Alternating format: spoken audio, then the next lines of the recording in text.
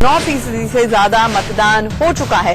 पटना में लालू यादव, तेजस्वी यादव और सुशील मोदी ने वोट डाले। ये तस्वीरों में आप देख सकते हैं मीसा भारती, जो लालू की बेटी है, वो भी यहां पर पहुंची हुई थी।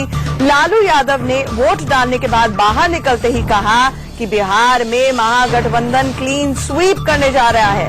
आप देख सकते हैं तस्वीरों में लालू यादव का पूरा परिवार वोट डालने के लिए। अब 3 तस्वीरें आप देख सकते हैं। लालू प्रसाद यादव, तेजस्वी यादव, सुशील मोदी सब वोट डालने के लिए पहुंचे हैं। तीसरे चरण का आज मतदान हो रहा है। 6 जिलों की 50 सीटों पर वोटिंग हो रही है। सुबह 7 बजे से वोटिंग आज शुरू हो गई।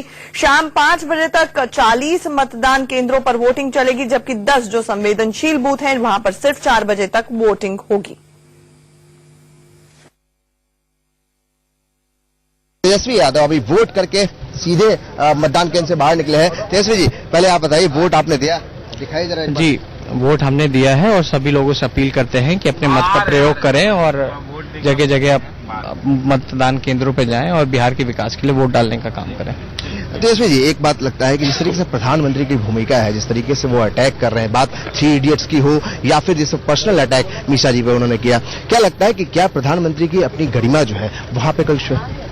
देखिए, जिस हिसाब की प्रधानमंत्री से जो हम लोगों का एक्सपेक्टेशन था या बीजेपी के और नेताओं से जो सभ्य भाषा बोलने पे माहिर हुआ करते थे, आज इस तरह का अनर्गल बयान क्यों देने का काम कर रहे हैं? या तो जाहिर है कि उनको साफ साफ पता चल गया कि ये बिहार चुनाव हार रहे हैं, इसलिए अपने सारी चीजों को प्रयोग किया, हर चीज विफल हो गया।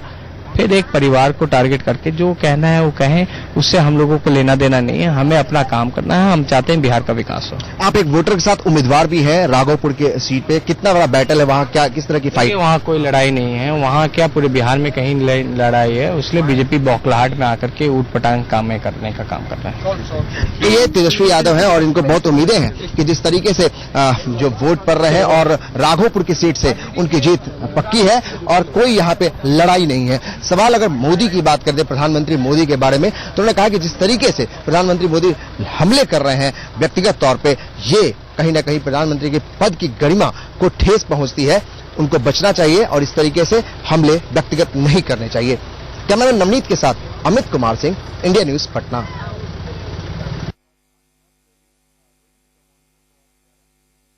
राबड़ी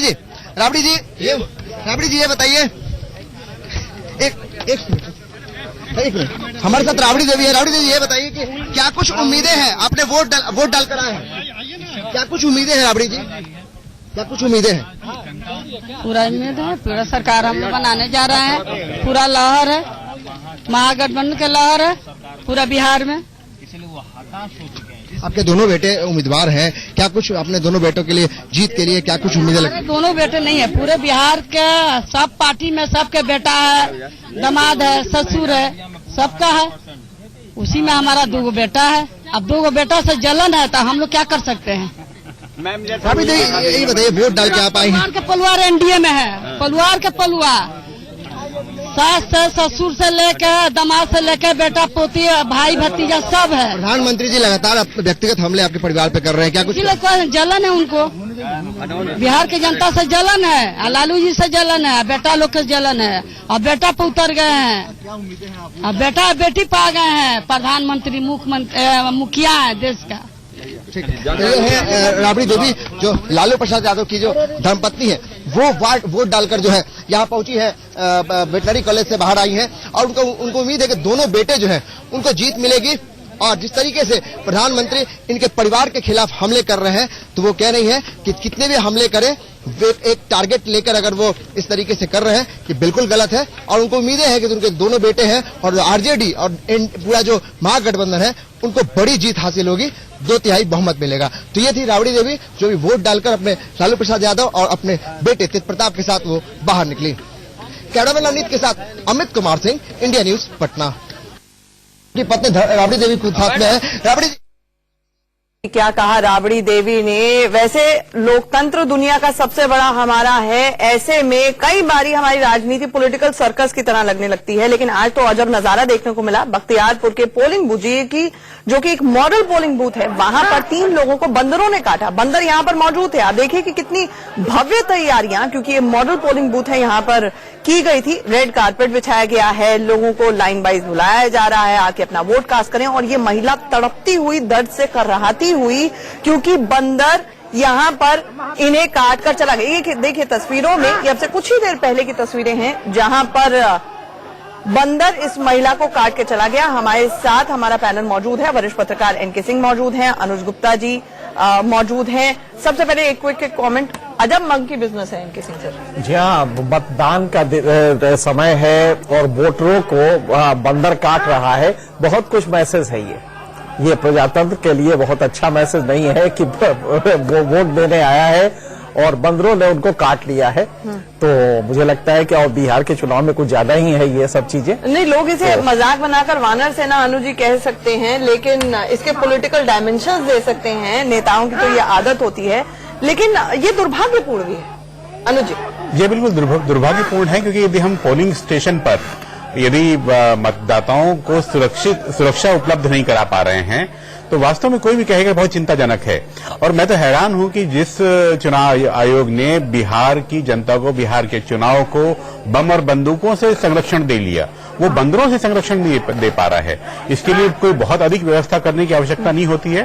थोड़ा पहले से यदि विचार कर लिया जाता तो लंगूर एक किराए पर लेकर के या फिर कुछ पुलिस बल यहां बढ़ा करके आराम से हो सकता था ये।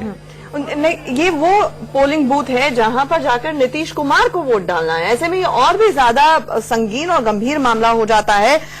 अभिषेक चंद्रा ने यहां पर इस महिला को, जिसको बंदर ने काटा था, उससे बातचीत भी की। सुनते क्या कुछ कहना था। हम इस वक्त मौजूद हैं बख्तियारपुर के हाई प्रोफाइल पोलिंग स्टेशन पे।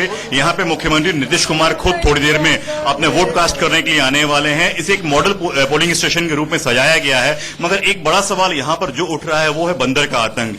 बंदर जो यहाँ के लोगों को, मतदाताओं को खासा परेशान कर रहा है। हमारे साथ एक महिला है जो अभी भी वोट देने आई थी। आप बताइए, आपके साथ क्या हुआ? बैठे हुए तो बंदर था, हम तो यहाँ बैठे हुए थे, तो हम क्या जाने गए कि हमको काट लेगा। हम 2-3 औरत भागी तो हम कहे कि यहाँ पर आके बैठ जाइए तो नहीं काटेगा। तो बेचारी हुआ है बंदर, तो चली गए, हम रह गए बैठ ले, चलने नहीं जाता था। क्या करे सर, इतने में हमको काट लिया। आप वोट करने यहाँ आई थी? हाँ। लाइन में लगे अपने पारी का प्रतीक्षा कर रही, हाँ। तो बंदर काटा? हाँ, आए थे वोट देने के लिए। मेहमान पहुंचा गए गाड़ी से, 2 चक्कर स्कूटर से, लेकिन वोट देके स्टेशन पर खड़े हैं। क्या इसमें मानती हैं कि पुलिस प्रशासन का लापरवाही है कि उसको वो लोग बंदर नहीं हटाया? 6 महीना से बंदर। एक बड़ा सवाल ये उठ रहा है कि जहां एक तरफ चुनाव आयोग बड़े बड़े दावे कर रहा है, बड़ी बड़ी सुविधाओं को उपलब्ध करवाने की कोशिश कर रहा है मतदाताओं के लिए, लेकिन यहां इस पोलिंग स्टेशन पे जहां खुद नीतीश कुमार को अब से कुछ पलों में वोट कास्ट करने के लिए आने वाले हैं, वहां पर बंदरों को हटाने की व्यवस्था क्यों नहीं की? बंदर के इस आतंक से कुछ पत्रकार भी घायल हुए हैं, कई मतदाता भी घायल हुए हैं, और यहाँ पर एक अफरा तफरी का माहौल जो है बख्तियारपुर के इस पोलिंग स्टेशन पर है। बख्तियारपुर से मैं अभिषेक चंद्रा, इंडिया न्यूज। और ये एक पोलिंग स्टेशन के अंदर इस तरह से ये सुबह से ही बंदरों का आतंक नजर आ रहा था। सुबह 7 बजे यहां पर क्यों लगनी शुरू हो गई थी, वोट डालना चाहते थे लोग, लेकिन बंदरों का आतंक था। इससे पहले पत्रकारों पर भी हमला किया। अब आप 4 तस्वीरें देख रहे हैं, पटना की तस्वीर, छपरा की तस्वीर, भोजपुर और वैशाली की तस्वीर। बिहार के 6 जिलों में आज वोटिंग है। लोगों में उत्साह साफ नजर आ रहा है।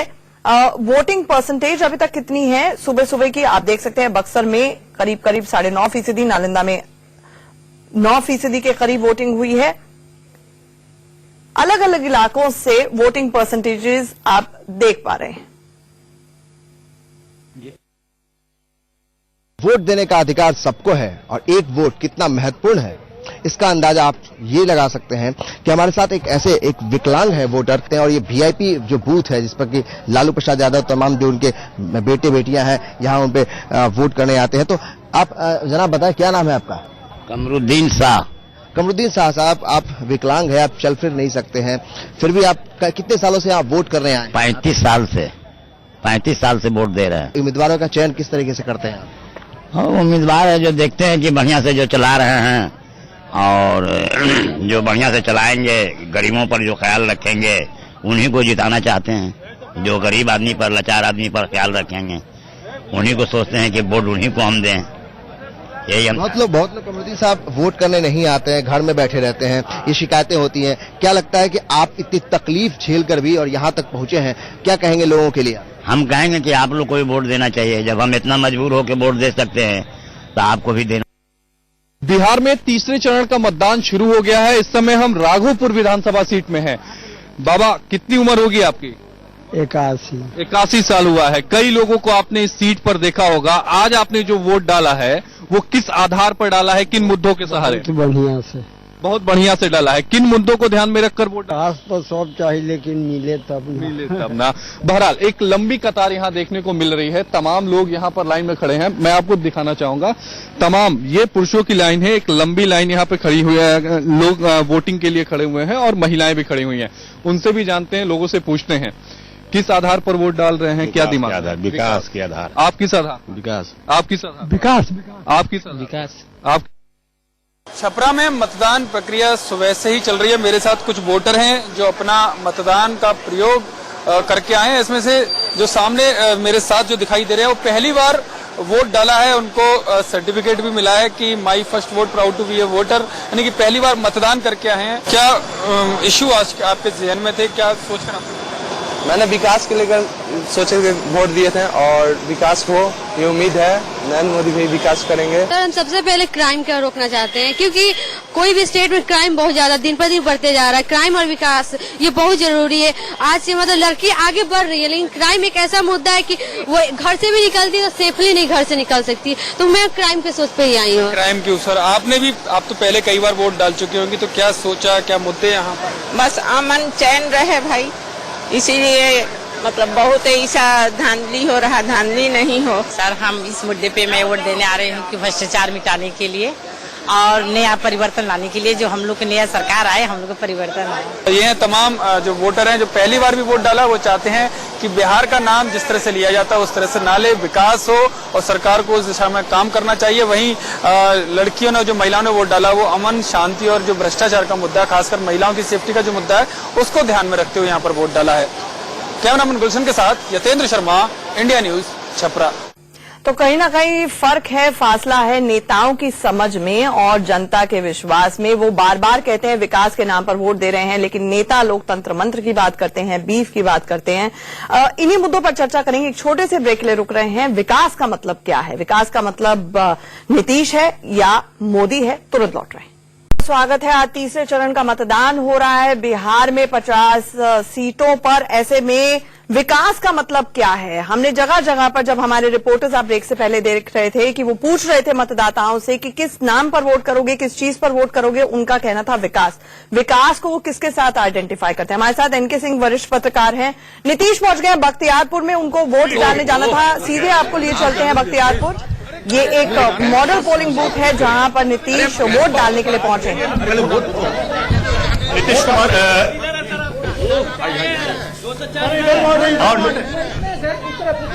देखना है बंदरों की कृपा नीतीश पे ना हो। इसमें नहीं, अभी तक तो बंदर हटा दिए गए होंगे इनके साथ।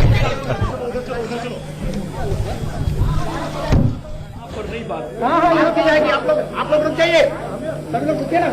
ये वो तस्वीरें हैं। नीतीश कुमार बख्तियारपुर पहुंचे हैं। आज उनके लिए भी बहुत अहम दिन है, क्योंकि उनके गृह जिला, उनके गढ़ नालंदा में भी आज वोटिंग है। नालंदा की 7 सीटों पर वोटिंग है।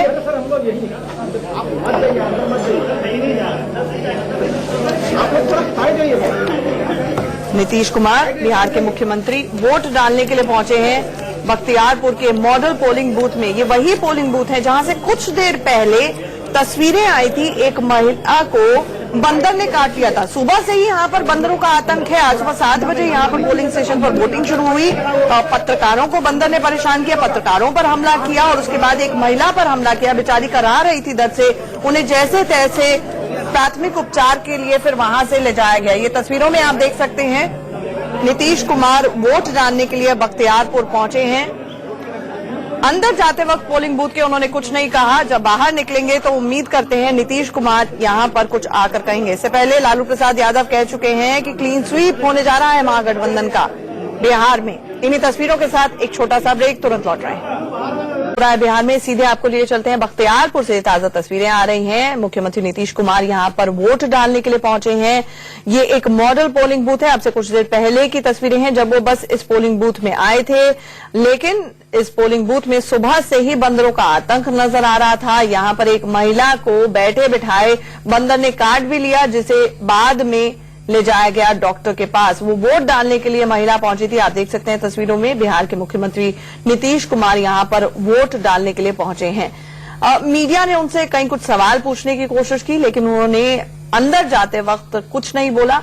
ये बख्तियारपुर पोलिंग बूथ है। नीतीश का आज बहुत बड़ा टेस्ट भी है, क्योंकि उनके होम टर्फ आप दो तस्वीरें देख सकते हैं इस वक्त। एक वो महिला दर्द से करहाती हुई, किस तरह से बंदर ने जाकर उसको काट लिया। वो सिर्फ इंतजार कर रही थी, क्यू में खड़ी थी वोट डालने के लिए, और उसके बाद यहां पर आके बैठी थी जब ये घटना घटी। और दूसरी तस्वीर नीतीश कुमार की है। देख सकते हैं कितना अच्छा ये मॉडल पोलिंग बूथ सजाया गया है। रेड कार्पेट है, शमियाना है, सब कुछ तैयारी पूरी है, लेकिन बंदरों के आतंक से कैसे निपटा जाए ये प्रशासन और पुलिस यहां पर पूरी तरह से फेल हो गई, क्योंकि कहीं ना कहीं सुबह 7 बजे से ही बंदर यहां पर परेशान कर रहे थे। हमारे साथ वरिष्ठ पत्रकार एनके सिंह और अनुज जी जुड़े हुए हैं। सबसे पहले एक ओवरव्यू ले लेते हैं। सुबह से अभी तक करीब 9% वोटिंग हुई है। नीतीश कुमार यहां पर वोट डालने के लिए पहुंचे। आज उनके होम टर्फ में भी वोटिंग है। 9% वोटिंग को किस तरह से देखा जाए अनुज जी? 9% वोटिंग 7 बजे से चूंकि वोटिंग हुई है, यानी 4.5% 1 घंटे में, और शाम तक मैं मानता हूं कि ये 45 से 50% तक ही वोट पड़ पाएंगे इस ट्रेंड के हिसाब से। और मैं इस पर हैरान नहीं हूं, क्योंकि इसके पहले के 2 चरणों में हमने देखा है कि उन चरणों में लोकसभा चुनाव के समय जो मतदान हुआ था 56% के आसपास, वैसा ही उन चरणों में हुआ। इस चरण में लोकसभा चुनाव में लगभग 50% के आसपास वोट हुआ था। पूरे बिहार में पटना में 45%, पटना साहिब में और नालंदा में 47% वोट लोकसभा में हुआ था। यानी जो बिहार का एवरेज था उससे 10-11% कम। जो 5वां चरण है वो 65% से ऊपर वाला है। तो इसलिए यदि आज 50% तक वोट होती है तो मैं मानूंगा लोकसभा चुनाव के हिसाब से हो रहा है, और यदि उससे अधिक वोट होता है तो वो जरूर बेहतर माना जाएगा। इनके सर पहले फेज में 57% वोटिंग, दूसरे फेज में 55% वोटिंग, और अभी का अनुज जी का आकलन ये है कि करीब 50% वोटिंग हो सकती है। वोटिंग परसेंटेज अपने आप में क्या कह रही है? उतना उत्साह जितना लोकसभा के समय में था अभी नहीं नजर आ रहा है क्या? नहीं, उत्साह उससे ज्यादा है। परसेंटेज में कन्वर्ट भी हो रहा है। बाईपोलर जब भी अरेंजमेंट होगा तो उसमें हमेशा थोड़ा सा टर्नआउट बढ़ता है, अगर किनली कंटेस्टेड है, क्योंकि उसको देख के कि अच्छा उसके लोग जा रहे हैं, उस पार्टी के लोग जा रहे हैं, तो इधर वाला भी गैल्वेनाइज होता है, ये भी अपने लोगों को निकालता है। तो मेरे ख्याल जैसे जैसे दिन चलेगा, पहले से वोटिंग बढ़ी है, हर फेज में बढ़ रही है, लेकिन जो ओवरऑल वोटिंग की शायद उम्मीद की जाती है, और माना जाता है जब ज्यादा वोटिंग होती है तो एंटी इनकम्बेंसी बहुत ज्यादा होता है। हालांकि इसके ऊपर भी अब 2 राय बननी शुरू हो गई है, लेकिन फिर भी वोटिंग परसेंटेज अपने आप में आप मानेंगे कि ठीक चल रहा है?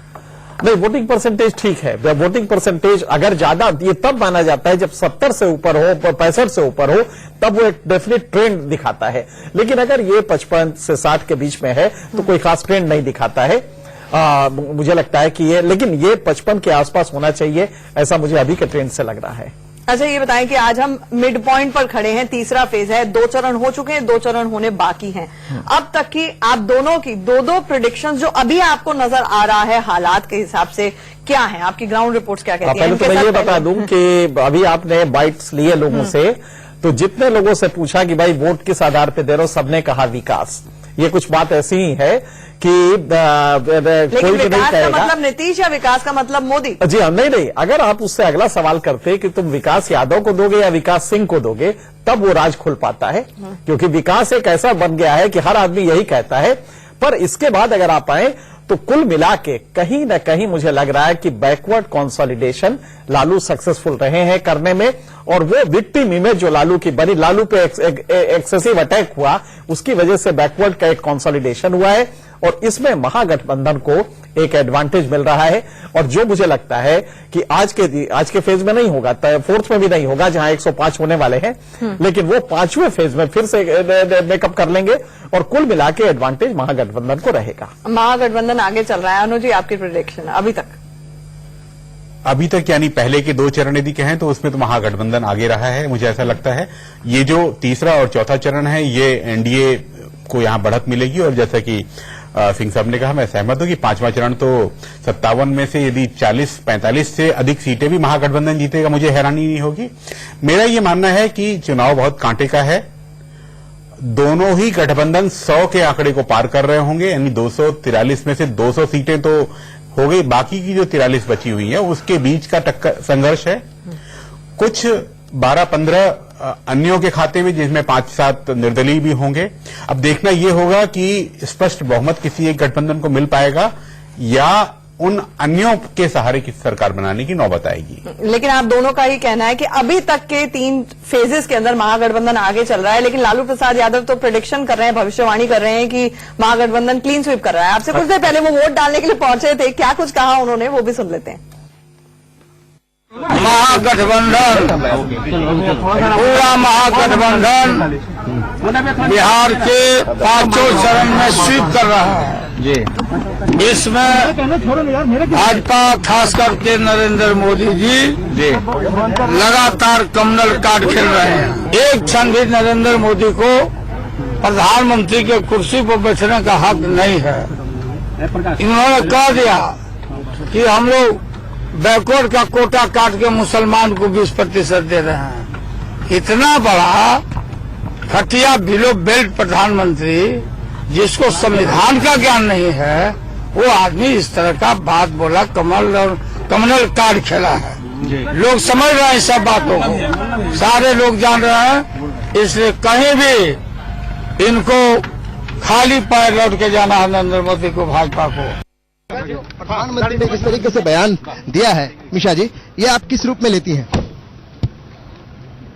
देखिए, किस रूप में, कल मैंने पीसी किया था, इस पे अपनी मैंने बात रखी, लेकिन दुर्भाग्य है मेरा कि मीडिया के लोगों ने उस बात को नहीं रखा सही से। आज फिर मैं इस बात को दोहराती हूं कि जिस तरह से एक देश का प्रधानमंत्री अमर्यादित भाषा का प्रयोग करता है, खास करके एक महिला के लिए उन्होंने कहा कि बेचारी शब्द का प्रयोग किया सेट करने का। मैं यही कहती हूं उनको, देश के प्रधानमंत्री जी को, कि भले ही वो मुझसे माफी ना मांगे, उम्र में बहुत बड़े हैं, लेकिन आगे से इस तरह की भाषा का प्रयोग ना करें, खास करके महिलाओं के लिए। अगर वो सेट करना ही चाहते हैं तो जो हमारे बिहार के नौजवान हैं, देश के नौजवान हैं, उनको सेट करें, दाल की कीमत को सेट करें और भ्रष्टाचारियों को भी सेट करें। अच्छा मिशा जी, आपके दोनों भाई जो है उम्मीदवार है, क्या कुछ उम्मीद है अपने भाइयों से? देखिए, भाई मेरे दोनों जीत रहे हैं। जैसे मैंने कहा कि 3rd फेज में जनता के ऊपर पूरा उफान है, वो अपना आक्रोश दिखा रहे हैं कि जिस तरह से एनडीए गठबंधन और प्रधानमंत्री जी आज उनके मुद्दों पे, चाहे वो महंगाई का मुद्दा हो, चाहे भ्रष्टाचार का मुद्दा हो, चाहे वो काले धन की बात हो, लोकसभा चुनाव के समय जितने भी वादे किए थे हमारे देश के प्रधानमंत्री जी, आज उसको छूना भी नहीं चाहते हैं, क्योंकि उनको डर है कहीं ना कहीं। इसलिए इस तरह की हार चुके हैं, हताशा निराशा में व्यक्तिगत हमले लोगों के ऊपर कर रहे हैं। आखिर में जो महागठबंधन, तो सुना आपने, लालू प्रसाद यादव ने कहा कि क्लीन स्वीप महागठबंधन करने जा रहा है। अमित शाह ने एक दिन पहले इंटरव्यू में कहा था कि जिस दिन लालू और नीतीश साथ में आए थे, उनको यकीन हो गया कि उनको 2/3 बहुमत मिलने वाला है। सच कौन कह रहा है, ग्राउंड रिपोर्ट क्या कहती है, वो बताएंगे आपको। बिहार चुनाव में तीसरे चरण की वोटिंग हो रही है, सीधे आपको लिए चलते हैं। नीतीश कुछ कह रहे हैं।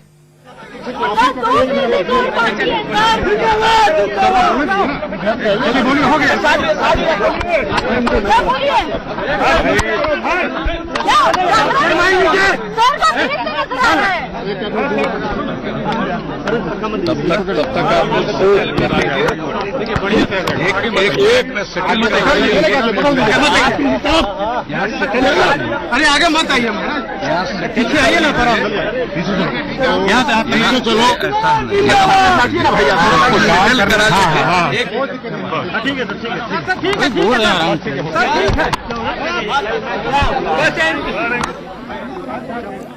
तो नीतीश कुमार ने फिलहाल कुछ नहीं बोला है। उन्होंने कहा कि बाद में वो प्रतिक्रिया देंगे, थोड़ा सेटल हो जाएंगे। अब ये बड़ी दिलचस्प तस्वीर आ रही है। ये रविशंकर प्रसाद ई रिक्शा में बैठकर पहुंचे हैं वोट देने के लिए। अब बांकीपुर विधानसभा में, जो कि पटना जिले में ही पड़ता है, जहां पर वो वोट डालने के लिए पहुंचे। तीसरे चरण का मतदान है। मैंने अपना वोट डाल दिया है और वोट डालने के लिए हम यहाँ आए हैं और वोट डालने के बाद हम आगे के चुनाव प्रचार में निकल रहे हैं। प्रधानमंत्री सभी मतदाताओं को अपना अरे आईडी नीचे करो यार। सर, प्रधानमंत्री कहते हैं कि वो आरक्षण के सबसे बड़े रक्षक हैं।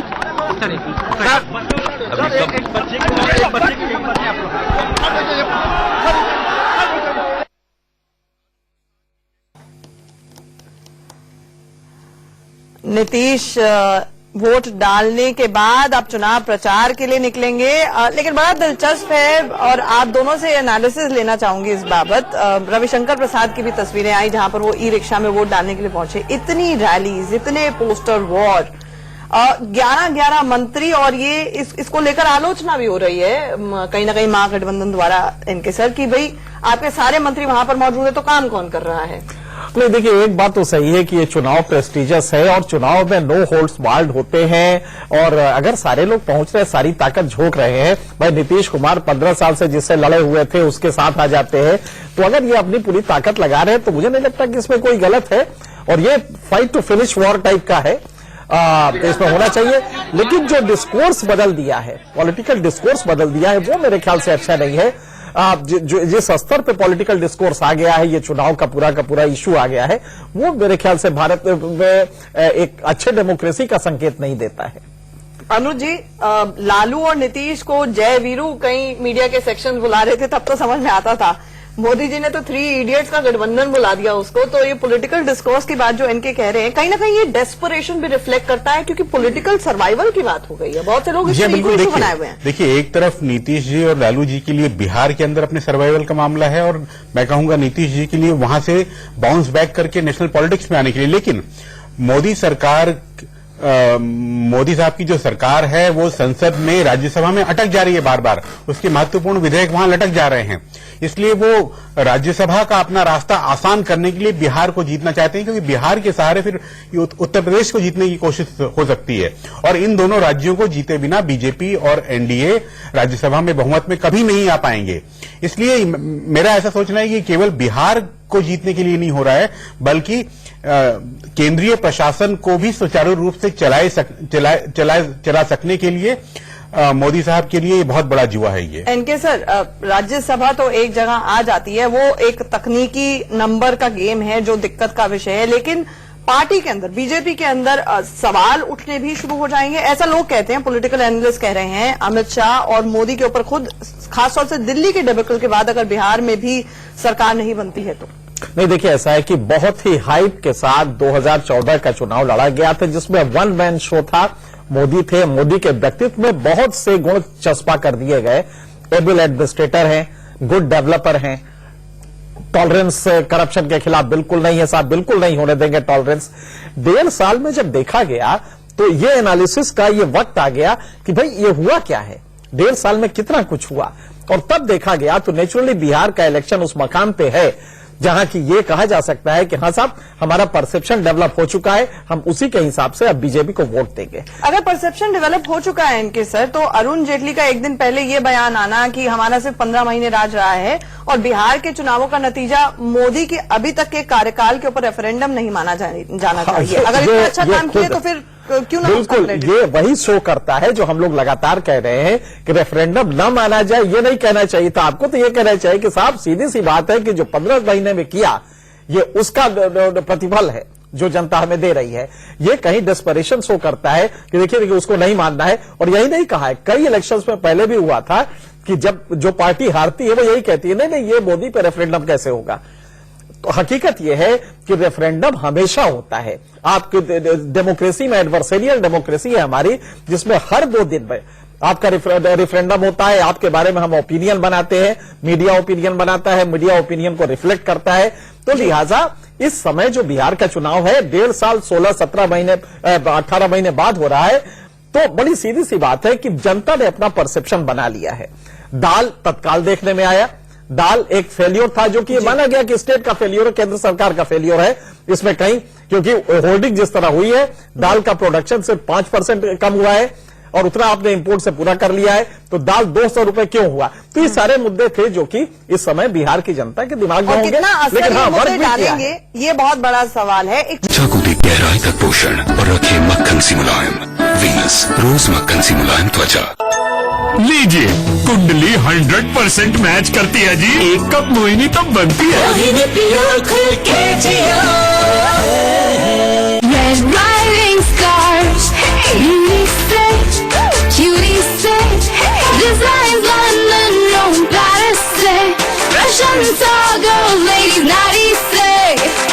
Rising stars.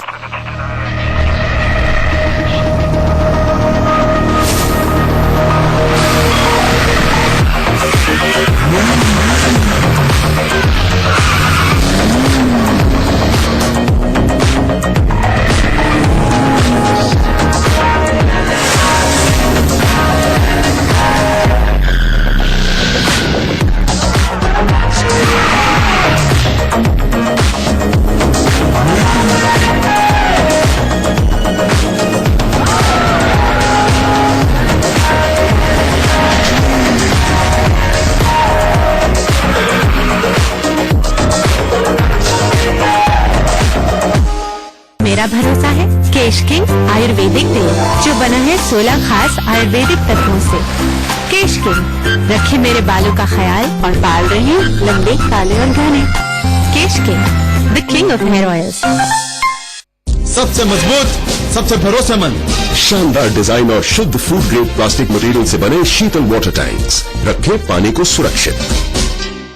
पीछे पीछे वक्त चला, आगे निकल गए हम तुम, सोचो ऐसा क्या कर गए।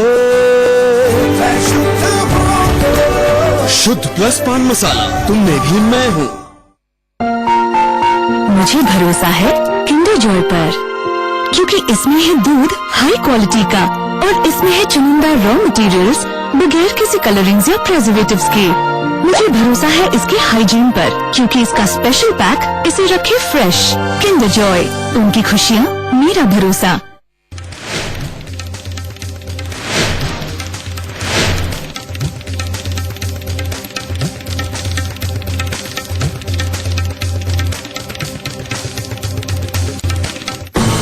प्रस्तुत करता है पतंजलि केश कांति, 21 जड़ी बूटियों से निर्मित बालों की समस्याओं का संपूर्ण समाधान। खास खबरों के प्रस्तुत करता है एमडीएच की देगी मिर्च का तड़का, अंग अंग फड़का। एमडीएच की देगी मिर्च और Patanjali Honey natural energy booster, सबसे सस्ता सबसे अच्छा। बिहार में दिग्गजों ने डाला वोट। बख्तियारपुर में मुख्यमंत्री नीतीश कुमार ने डाला वोट। लालू यादव, तेजस्वी और सुशील मोदी, रविशंकर प्रसाद ने भी किया मतदान। 6 जिलों की 50 सीटों के लिए वोटिंग है जारी।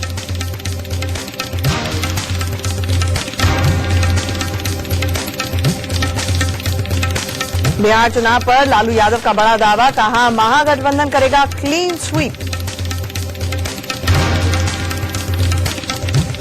सीएम नीतीश के बूथ पर बंदरों का आतंक। बख्तियारपुर बूथ पर 3 वोटर्स को बंदर ने काटा। इंडिया न्यूज पर शत्रुघ्न सिन्हा के बेबाक बोल। संवाद में कहा, वन मैन शो नहीं, सबको साथ लेकर चलने में ही बीजेपी की भलाई। नीतीश लालू के बिहार में आने को जंगल राज कहना गलत। देखिए पूरा इंटरव्यू दोपहर 1 बजे। पाकिस्तान के पूर्व राष्ट्रपति